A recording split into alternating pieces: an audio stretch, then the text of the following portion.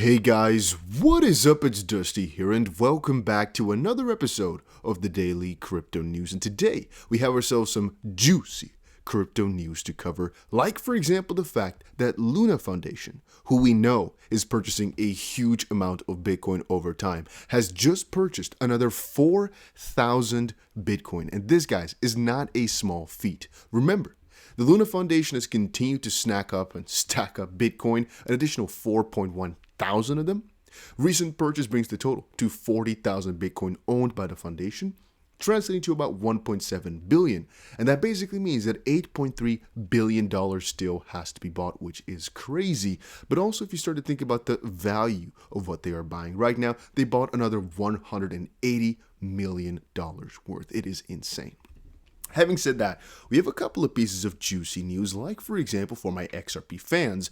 If you are an XRP holder, make sure you press that like button. We got some juicy news because Michael Jordan NFTs are coming to the XRP ledger as XRP sees an incredible momentum in new use cases. Well, apparently, Ripple is putting its very best foot forward to put in about $1 billion for the creator fund. And apparently here, it says there's a $250 million commitment to support creators by providing them with the necessary tools, financial support, etc.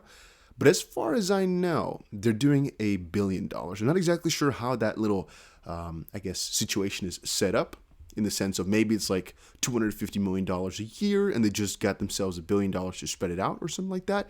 But apparently Michael Jordan is coming over, which is very interesting.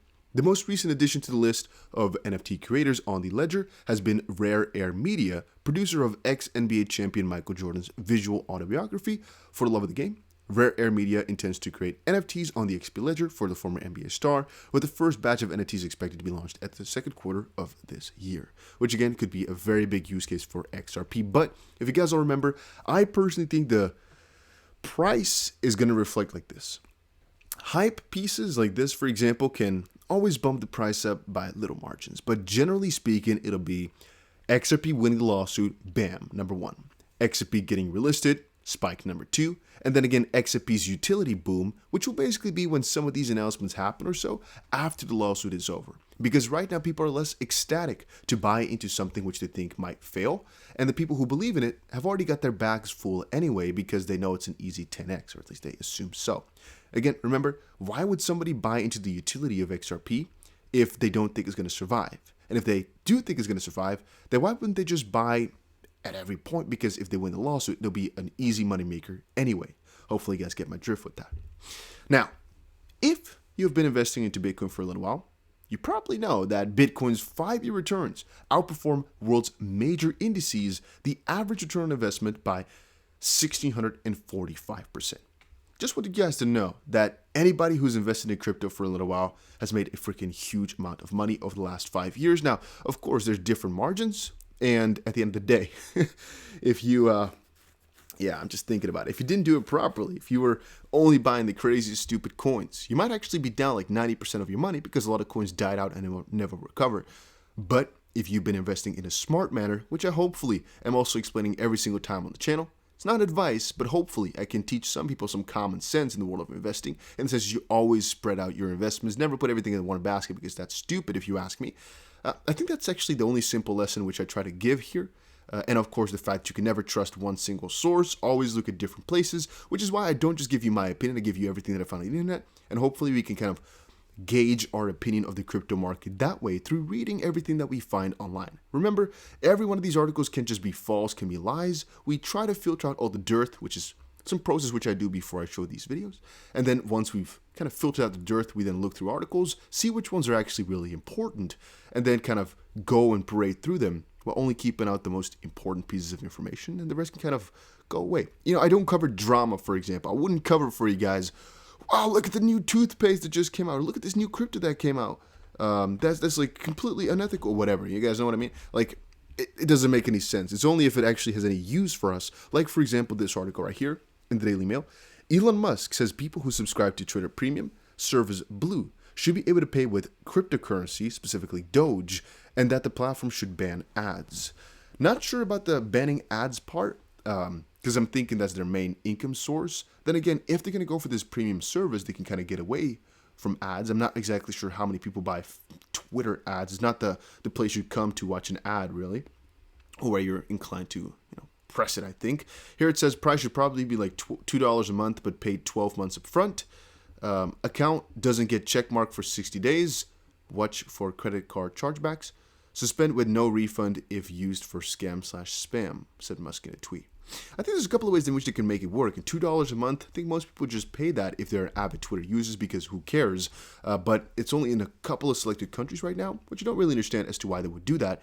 Here it said, no ads, Musk suggested, power of corporations to dictate policy is greatly enhanced if Twitter depends on advertising money to survive, which is also true. And I guess he now has a little bit of power in that because he is a very big stakeholder, even the biggest stakeholder in the company. So probably has a little bit of leverage over on the board to kind of convince them to change their ways. And also, he's one of the most successful businessmen to ever live. So I understand if they were to listen to him, as he's also an avid Twitter user, which some of the people that are actually on the board of Twitter might not even be.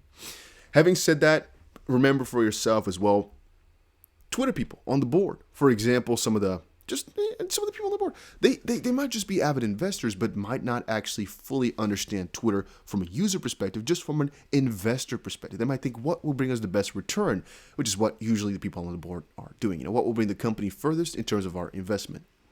Sometimes there's some people in there, though, which really care about the product or the service or whatever. And Elon Musk, I think, is one of the guys who doesn't really necessarily care about the investment value. I think he does care a little bit, like any person in this earth. You care a little bit about getting some value back from whatever you give, I think. But more importantly, I think, to just revolutionize the space, or at least in some way, shape, or form, make it better, or have his feet into everything. I'm not exactly sure what his reasonings would be, but I think he has the power to help out, at least in some way, shape, or form. He says, sorry, haters. This is somebody else. Seasoned market analyst says this bullet catalyst will send Ethereum to 10,000. I've explained to you guys a dozen times before. If you see an article like this and you go fully all into it, thinking Lark Davis, for example, YouTuber, crypto guy, is a crypto analyst? Yeah, fair enough. Crypto analyst, what does that mean? Independent crypto analyst, fine, sure. I'm a crypto analyst, I guess. If you can hold their price prediction true, yeah, I don't think you can do that. Basically, let me say it like this. If you're looking at those price predictions thinking, this must be the truth, this must actually happen because it's been said right now on Twitter or on YouTube, I think you need to go check out the brain surgeon for a little second, maybe, or something like that, because this makes absolutely no sense. I could post up any prediction and say, yep, I analyzed it. I'm a cryptocurrency analyst because I look at it every single day and I analyze the charts or whatever. It's going to happen now. Well, but that's not how it works, So just if you're seeing somebody say a price like that, see if it's based upon something very logical in the short term. If we're naming, for example, EIP 1559, for example, for Ethereum, just saying it's scarce now. Look at this, for example, the proposal, the burning. It's not going to make it go to 10,000 instantly or even in time. It could, but it's not the main point. In that sense, every scarce asset should, theoretically speaking, be increasing in value, right? Or is it because they're going to proof of stake? None of these parts necessarily have to pump the price. They just could.